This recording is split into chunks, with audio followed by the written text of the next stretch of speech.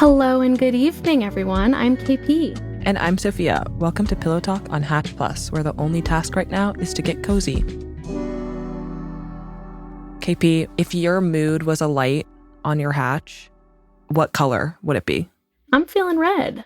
Red is getting a bad rap as if it's an evil vibe, and that's not what's going on. I consider red to be warm, inviting. I agree. It's the first color of the rainbow. It's also like a color that your eyes adjust to easiest, isn't it? I think red should be reclaimed for comfiness because that's how I'm feeling.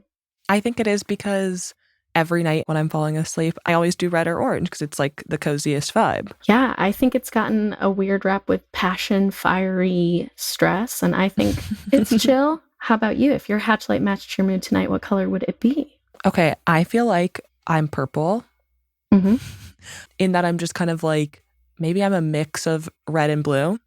Yeah. I'm a mix of chill. Yeah, the mix of it all is nice. Pulling in a little of everything today. Yeah. I like that. Thank you. Well, Sophia, I don't know about you, but sometimes I'm laying in bed with my red light flowing and I'm still fuming about all the petty injustices that happened to me today. That's the kind of vibe that I bring. It's sort of swirling negativity at all times, and that's my vibe. You know how that goes. We all can't be non-haters. Somebody has to pick up the beautiful, brave shield of being a hater. Yeah. And when that happens, I want to get it off my chest and vent. And that's what we're going to do tonight. Let's do it. So, Sophia, what's got you all riled up tonight?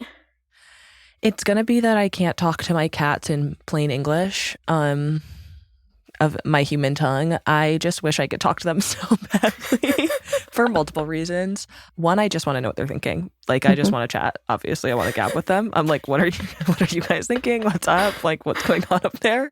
And then also, I want to know, like, what is wrong with them sometimes. My boy cat in particular is like, he's filled with yearning, but I don't think he quite knows what he wants.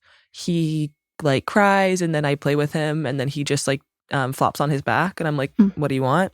Yeah. Often the answer is food, but I can't. The vet told me I had to stop giving him as much food as I was giving him. So I can't indulge that as often. But I feel like if we could talk, we could work out some type of agreement of being like, let's get some of your energy out. You'll like playing once you try it. But I also do just want to know what their personalities are in terms of what their interests are. Yeah, that's all extremely valid. It is one of the great injustices that we're just not allowed to sort of know what's going on in their head. Do you talk at them at least? Of course. Of course. Of course. Of course. It's good for their development. Sophia, what voices, if your cats could talk, what do you think they would sound like? Okay, so I feel embarrassed to do it. I'm going to try my best. Yeah. And remember, it's not you talking, it's them talking through you. I would say that if my girl cat, whose name is Tuck, if she could talk, it'd be like, hey. Because she has a really squeaky voice. Like, it's very high-pitched.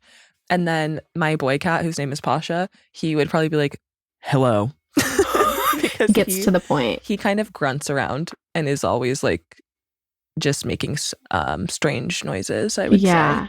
But yeah, definitely he would be more gruff and she would be like, hi. Is one more social than the other? No, they're both pretty social. Pasha definitely like feels more left out, but they both like people and are very friendly. But he's kind of like, I feel like you guys should be paying more attention to me often. And he's right. And he is. He is right. And he's right for that. And he's valid. He is so valid. Anxious attachment king. Literally. Some of my friends have gotten pet psychics. I've obviously thought about that. Okay, so obviously that's something I've considered. Yeah. That I want to do and I will do it at some point, actually. I would need a recommendation, though, because I don't want to go to, obviously, a scammer. I want someone who knows what they're doing and talking about. My friend went to one and an overall takeaway was this dog would like to be wearing more clothes. Wow. And so she made that happen, and the dog does seem like it's in a better mood from wearing a little sort of costumes. Wow. Yeah, maybe there's some sort of hats you could start putting on the cats. They hate it. They hate when I put them in clothes. That's not the takeaway. When you put them in clothes, they forget how to walk. Have you seen this before? They walk backwards or in circles. Yeah, I like when they kick their feet. I tried to do little boots on my dog and we're not with that. Oh, I love when dogs wear little boots. It's so cute. Okay, so maybe I'll take them to a cat psychic. Yeah. I wish that someone would create some type of like device that I just hold up to them while they meow, and then it obviously translates what they're saying to me. I know. Well, they have also the animals that push buttons, but it freaks me out. Wait, why? I think that they don't know what they're pressing, and then we're just sort of entering and I don't think poodles should talk. Maybe that's the ethical scenario I'm having. I have an issue with the poodle of it all. Poodles in particular. Yeah, poodles have talked enough. Your time is over. A lot of people say that that's just... It's not accurate. It's not actually what's happening. But I know it does open up a can of worms in terms of being like, do they have consciousness? Yeah.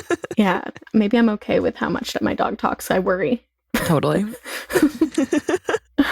I know. I don't know if I could train the cats to do the button thing. I almost certainly couldn't. I feel like with the cat too, it's hard because I don't know. I feel like for some reason it's easier for a dog to communicate what they want. But cats are smarter. I think dogs are just maybe more chatty. Yeah. I don't know. There's something there. Or maybe I need to learn how to communicate in cat language. That could be good for you. That is another solution that we can think about. That could be good for you. They don't need to meet us where we're at. We need to meet them where they're at. Yes. You could be Jane Goodall of cat. Yeah, I could. That could be awesome. That could be awesome.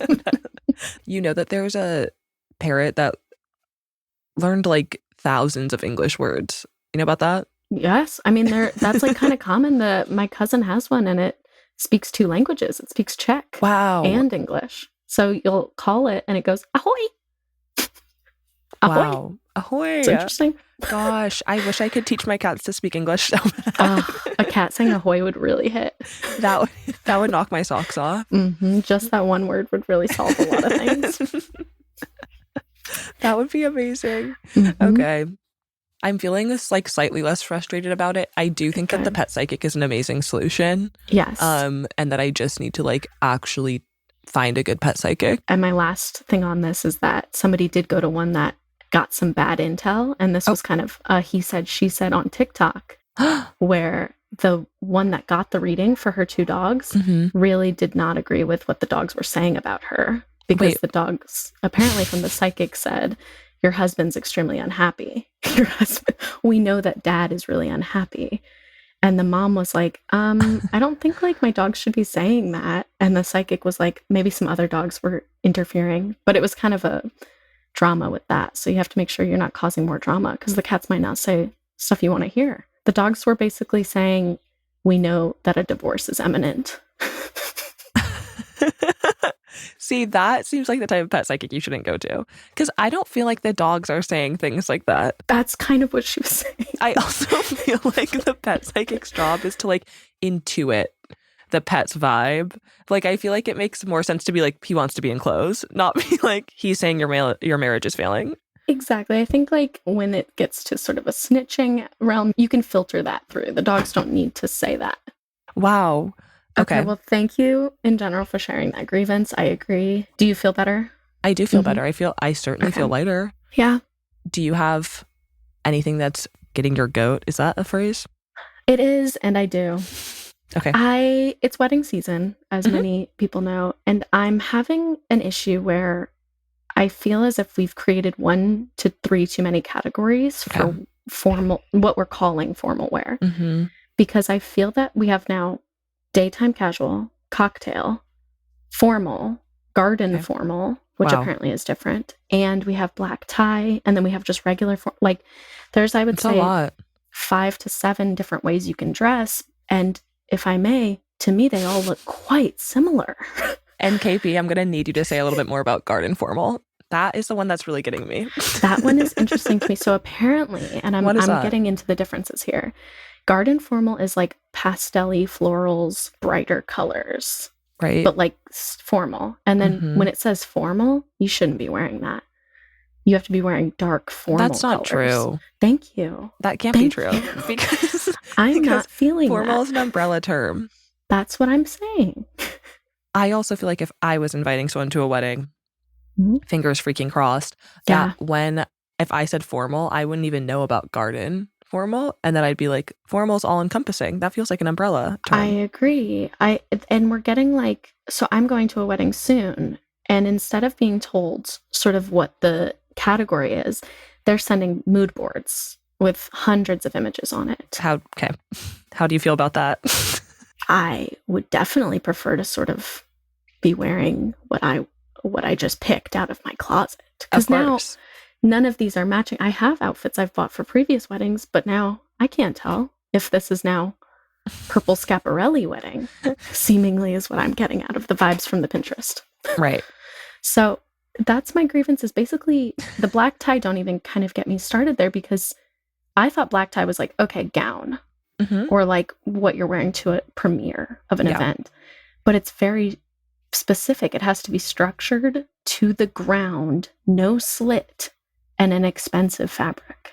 Oh. Doesn't that seem now we have two options? That's also feeling rude. Being like, an expensive fabric, it's like, okay, I'm trying my best. I know. And I'm like, okay, structured, and then it's dark colors. You can't wear like a pink is not black tie anymore. I don't agree with a lot of this. Thank you. And I'll say this. Let me say this.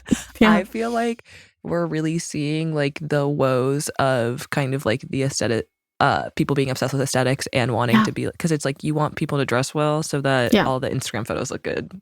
Yeah. And wouldn't it be fun if everyone just looked like they wanted to look? Absolutely. I think most weddings that I've been to are around there, to be fair. My friends are not so strict with it. But it's already, you can't wear white, which is fine. We all agree on that. I've said yes to that. And then I'm hearing you can't wear red, because red traditionally means you slept with the husband. No, it doesn't. Thank you. No. Thank you. So red apparently is off the table too. So now you're leaving me true like one structured ugly purple dress or something? Yeah, it's going to have to be a dark purple high neck, extremely structured no slit, which is going to be obviously going to look really good. A nun's habit. Yeah. And then you can't even get close to white, I'm seeing, because yellow is one of my favorite colors. And then a lot of times you'll see somebody be like, I have this beautiful yellow dress. And they're like, oh, yeah, that's basically white. It's actually a completely different color. That's actually completely different. It just needs to be split up by level of formality. Yes. Dumpy. Yes. We're going dumpy pajama party. Mm-hmm. Then we're going cutesy. Yes. And then we're going show stopping. Okay. We can't have it be specific aesthetics, in my opinion. But no. I also want to pay my respects to all people who are planning weddings, obviously. Absolutely.